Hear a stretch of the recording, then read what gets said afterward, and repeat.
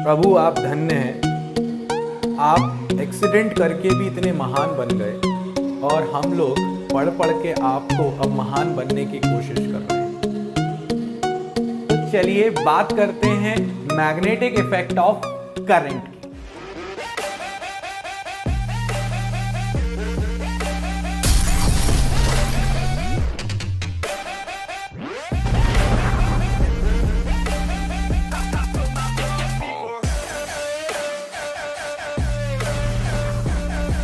तो भाई हमारे प्रभु हैं हैंस ऑस्टेड साहब ने एक बहुत ही इंपॉर्टेंट एक्सपेरिमेंट करा और वो एक्चुअली में एक एक्सीडेंट था। और वो एक्सीडेंट ये था कि इन 1820 वो अपना लेक्चर ले रहे थे जहां पर कुछ एक्सप्लेनेशन कर रहे थे। जब करंट फ्लो हुआ तो उन्होंने देखा कि यार ये तो निडल जो है वो डिफ्लेक्ट हो गई। पहले लोग ये सोचते थे कि इलेक्ट्रिक अलग जोन है, मैग्नेटिक अलग जोन है, बहुत अच्छा सोचते थे। मगर फिर बाद में प्रभु प्रकट हो गए और उन्होंने कहा कि नहीं, एक्चुअली में ये मैग्नेटिक और इलेक्ट्रिक फील्ड आपस में इंटरलिंक्ड हैं। और ऑस्टेड साहब का जो एक्सीडेंट था उससे जो उनकी डिस्कवरी निकली उसे हमने कहा ऑस्टेड एक्सपेरिमेंट। हमारे बोर्ड पॉइंट ऑफ व्यू से काम का नहीं है, मगर ये एक फाउंडेशन ब्लॉक था एक बहुत बड़ी इलेक्ट्रिक और मैग्नेटिक फील्ड की दोस्ती कराने के लिए। जो फाउंडेशन, जो बिल्डिंग ब्लॉक था वो ऑस्टेड साहब ने रखा था और वो था कि जब भी कभी कोई करंट फ्लो होगा तो उसकी वजह से उसके चारों तरफ जो मैग्नेटिक फील्ड भी प्रोड्यूस हो रही है और वो हम निकाल सकते हैं डायरेक्शन। उन्होंने कुछ फिर इसके बाद रूल्स आए थे, ampere swimming rule and all blah blah blah. उस बारे में हमें कोई बात नहीं करनी है, कारण ये है कि हमारे सिलेबस का पार्ट भी नहीं है। दूसरी चीज ये है कि वो इंपॉर्टेंट भी नहीं है। तो ऑस्टेड एक्सपेरिमेंट के बारे में सिर्फ इतना ही 1 मिनट में जो मैंने तुमसे बोला, जब किसी वायर में से करंट फ्लो होता है तो जो निडल रखी हुई थी उन्होंने वो डिफ्लेक्ट हुई। इससे उन्होंने ये फाइंड आउट कर लिया कि जो करंट होता है वो अपने साथ इलेक्ट्रिक फील्ड के साथ साथ मैग्नेटिक फील्ड को भी एसोसिएट करता है। आगे बढ़ते हैं। तो यार आगे बढ़ने के पहले अब इतना समझ लो, मैग्नेटिक फील्ड को हम लोग, जो मैग्नेटिक फील्ड की स्ट्रेंथ होगी या मैग्नेटिक इंडक्शन या फिर मैं एक और वर्ड यूज कर सकता हूं मैग्नेटिक फ्लक्स डेंसिटी, ये वही है जो इलेक्ट्रिक फील्ड में ई था। मगर जब हम मैग्नेटिक फील्ड में आएंगे तो हम इसे रिप्रेजेंट करने वाले हैं बी से, ठीक है। इसकी एसआई यूनिट, क्योंकि अपन लोग पहले मैग्नेटिक इफेक्ट ऑफ करंट की बातें कर रहे हैं इसीलिए थोड़ा सा एक इंफॉर्मेशन दे रहा हूं। मैग्नेटिक फील्ड की जो अपनी स्ट्रेंथ आएगी उसकी एसआई यूनिट होगी टेस्ला, सीजीएस यूनिट होगी गॉस और 1 tesla is equal to 10⁴ gauss. ये एक एक्स्ट्रा इंफॉर्मेशन है, इस इंफॉर्मेशन को अभी याद रख लो, दिमाग में बिठा लो। मैं ये यूनिट कैसे आई है ये यूनिट भी मैं आपको निकाल कर दिखाऊंगा, बट जैसे जैसे हम इस चैप्टर में आगे बढ़ेंगे तब मैं इस पर आपका थोड़ा सा प्रकाश डालूंगा। चलिए तो अब अपन बढ़ जाते हैं अपने इस चैप्टर के जो फादर हैं, जो बाहुबली हैं, वो हैं हमारे बायोट-सावर्ट लॉ, BST। तो बायोट-सावर्ट लॉ के बारे में अगर अपन लोग बात करें तो बायोट-सावर्ट लॉ एक्चुअली में जो मैग्नेटिक फील्ड निकाल कर देते हैं वो एक छोटे से करंट कैरिंग एलिमेंट की वजह से निकाल कर देते हैं। ये बड़ी वाली मैग्नेटिक फील्ड नहीं है, ये छोटा सा एक एलिमेंट है, पिद्दू सा, उस एलिमेंट की वजह से मैग्नेटिक फील्ड निकाल कर देते हैं। अगर मैं कंसिडर कर लूं कि ये मेरे पास एक वायर है और इस वायर में अगर आप गौर से देखो तो ये एक छोटा सा एलिमेंट है। इस एलिमेंट के कारण एक पॉइंट है P, इस पॉइंट पर मैग्नेटिक फील्ड कितनी होगी? तो बायोट-सावर्ट का जो लॉ है वो एक्चुअली में जो स्टेटमेंट अपन को देना है वो इसी तरह से देना है जैसे मैं आपको दिखा रहा हूं देना। Number 1, the magnetic field at a point due to a current carrying element is directly proportional to, number 1 is directly proportional to the current flowing through the wire, through the element. Number 2 is directly proportional to the length of the current carrying element, DL. क्यों लिया DL? क्योंकि पिद्दू सा element है अपने पास। is directly proportional to sin of theta. किसके बीच का theta है ये थीटा है हमारे पास करंट कैरिंग एलिमेंट और जो लाइन ज्वाइन कर रही है, अगर इसको गौर से देखो तो करंट कैरिंग एलिमेंट ये हो गया और इसको ज्वाइन करने वाली लाइन ये हो गई। इन दोनों के बीच में जो एंगल है हमारे पास उस एंगल को हमने कहा थीटा, और जो मैग्नेटिक फील्ड है वो इसके साइन थीटा के प्रोपोर्शनल है। और लास्ट जो हर जगह आता है, जैसे कूलम्स लॉ में भी आया था अपने पास, न्यूटन्स ग्रेविटेशनल लॉ में भी आया था, ये जो मैग्नेटिक फील्ड है ये इस डिस्टेंस के स्क्वायर के इनवर्सली प्रोपोर्शनल होगी। सो ये 4th पॉइंट आ गया मेरे पास that it is inversely proportional to the square of the distance of that point from the current carrying element। उस डिस्टेंस के स्क्वायर के इनवर्सली प्रोपोर्शनल है अपने पास dB। तो इन चारों पॉइंट्स को आप कंबाइन कर दो, ये आपके पास बन जाएगा ideal sine theta by R square, यानी dB is proportional to ideal sine theta by R square. I क्या है? करंट जो उसमें से फ्लो हो रहा है। डीएल क्या है? छोटे से एलिमेंट की लेंथ। साइन थीटा, थीटा कौन सा एंगल है? वो करंट कैरिंग एलिमेंट और वो जो लाइन ज्वाइन कर रही है उनके बीच का एंगल है। और आर क्या है? वो जो एलिमेंट उस पॉइंट को ज्वाइन कर रही है लाइन, उस डिस्टेंस का स्क्वायर करके इनवर्सली प्रोपोर्शनल कर दो, डीबी आपके पास आ जाएगा।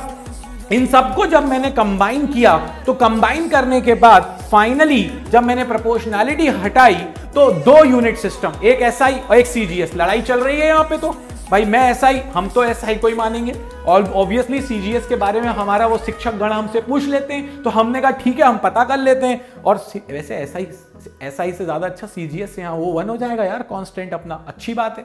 खैर, सो एसआई सिस्टम में ये जो कांस्टेंट है इसकी वैल्यू हो जाएगी म्यू नॉट बाय 4 पाई। और अगर अपन देखें प्रोपोर्शनैलिटी कांस्टेंट की वैल्यू सीजीएस सिस्टम में हो जाएगी 1। अगर हम यहां पर रख दें तो हमारे पास आ जाएगा dB is equals to mu naught by 4 pi ideal sine theta by R square in tesla. और यहां आ जाएगा ideal sine theta by R square in Gauss.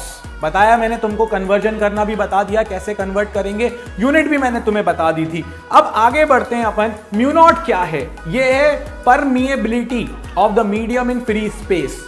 अब ये जो म्यू नॉट है इसके बारे में थोड़ी सी बातें करेंगे और डिटेल में बातें करेंगे, मगर बाद में। पहले अभी सिर्फ इतना समझ लो कि म्यू नॉट क्या होता है। तो अगर यहां पर देखो तो म्यू नॉट होता है हमारे पास absolute permeability of free space. Mu होता है एब्सोल्यूट परमिएबिलिटी और म्यू आर होता है रिलेटिव परमिएबिलिटी। ये क्या होता है? जैसे वहां पर क्या था, डिवाइड में आता था एप्सिलॉन आर, याद करो फोर्स वाला फॉर्मूला, फील्ड वाला। तो अगर किसी की रिलेटिव परमिटिविटी एप्सिलॉन ज्यादा है तो वो बोलता था मेरे में से फील्ड नहीं जाएगी, मेरे अंदर फील्ड कम है। यहां पर उल्टा है, परमिएबिलिटी ज्यादा तो वो बोलती आस पड़ोस वाले से भी बोलती आओ भाई मेरे में से ही गुजरो तुम। अगर मुझे कहीं से फील्ड की वैल्यू को ज्यादा करना है, ज्यादा मैग्नेटिक फील्ड लाइंस को पास कराना है, तो मैं वहां पर क्या रख दूंगा? मैं वहां पर ऐसा मटेरियल रख दूंगा जिसका म्यू आर ज्यादा है। वो आस पड़ोस वालों से भी कहेगा यहां ट्रैफिक नहीं है, यहां से निकालो, ये हाईवे है, ये हाईवे, ये हाईवे। ऑब्वियसली तुम भी उसी रोड से जाओगे, एक 4 लेन रोड है, एक 1 सिंगल लेन रोड है और इस पर ट्रैफिक बहुत ज्यादा है और जाना दोनों को वही है और बराबर रास्ता है, तो तुम बोलोगे हम तो 4 लेन से ही जाएंगे। तो बस जिसका म्यू आर ज्यादा वहां से फील्ड भी ज्यादा हो जाएगी। So mu is equals to mu naught into mu R. इस फॉर्मूले को दिमाग में बिठा लो। अगर तुमने दिमाग में बिठा लिया तो फाइनली आपके पास जो मैग्नेटिक फील्ड का फॉर्मूला निकल कर आ रहा है वो आ रहा है म्यू नॉट बाय 4 पाई या mu by 4 pi I DL sine theta by R square. और म्यू नॉट बाय 4 पाई क्या होता है? 10 टू दी पावर -7। ये याद रख लेना, मैंने कहा था ना इलेक्ट्रिक फील्ड में अपने साथ चलता था कौन? 9 into 10 to the power 9। Magnetic field में यहां अपने साथ चलेगा 10 टू दी पावर -7। इसके बाद अब अपने पास आता है वेक्टर फॉर्म, क्योंकि भाई अभी तक अपन लोग का मन नहीं माना और अपन से वेक्टर फॉर्म पूछा जाता है, तो वेक्टर फॉर्म की तरफ चलते हैं। अगर वेक्टर फॉर्म की तरफ चलें तो देखो तुम्हें तुम्हारे पुराने पापों से होकर गुजरना पड़ेगा। मैग्नेटिक फील्ड वेक्टर होती है, ठीक है। अब यहां पर अपने पास अगर तुम फॉर्मूला देखो तो ये जो फॉर्मूला है अपने पास mu naught by 4 pi ideal sine theta by R square, ये तो हमारे पास मैग्नीट्यूड दे रहा था ना मैग्नेटिक फील्ड का। मगर मुझे क्या चाहिए? मुझे चाहिए डायरेक्शन। और डायरेक्शन कौन सा वेक्टर देता है? डायरेक्शन देता है यूनिट वेक्टर। तो भाई साहब यहां पर अपने पास जो डिस्टेंस थी ना उसके आर कैप को पिक्चर में ले आओ। जैसे पिक्चर में लाओगे, ये मैं तुम्हें इलीगल तरीका सिखा रहा हूं बट ये दिमाग में बैठ जाएगा, मार्क्स भी पूरे मिल जाएंगे। सो अगर अपन देखें तो वो मैग्नीट्यूड वाला पार्ट, डायरेक्शन कैसे निकालें अपन? तो अपन आर कैप को पिक्चर में लाए, क्योंकि ये जो लेंथ ज्वाइन कर रही है इसका यूनिट वेक्टर क्या आएगा? आर कैप आएगा। और जब मैं इसको कंबाइन करके लिखूंगा, हम लोगों ने ये पढ़ा है 11th क्लास में, A vector cross B vector is equals to A B sine theta. ये हमने पढ़ा है, A vector cross B vector is equal to A B sine theta. अब गौर से देखो, ये जो आइडियल है डीएल ये डिस्प्लेसमेंट है, वो छोटा सा वाला वेक्टर है अपने पास, करंट कैरिंग एलिमेंट, जिसके पास डायरेक्शन भी है और लेंथ भी है उसके पास, मतलब मैग्नीट्यूड भी है। सो आईडीएल, और दूसरा हो जाएगा मेरे पास आर स्क्वायर, ये काम करेगा ए की तरह, ये काम करेगा बी की तरह, और ये मेरे पास साइन थीटा पहले से ही बैठा हुआ है। तो बन गया ना तुम्हारे पास ए बी साइन थीटा यार। और जैसे ही तुम्हारे पास ए बी साइन थीटा बना, क्या तुम उसको ए क्रॉस बी लिख सकते हो? बिल्कुल लिख सकते हो यार, ए क्रॉस बी। तो तुमने इसको लिख दिया IDL cross R cap, IDL cross R cap. और अगर गौर से देखो तो ये हो गया ए आइडियल, ये हो गया आपके पास बी आर कैप। आपका फॉर्मूला वेक्टर फॉर्म में आ चुका है, mu naught by 4 pi ideal cross R cap upon R square in Tesla.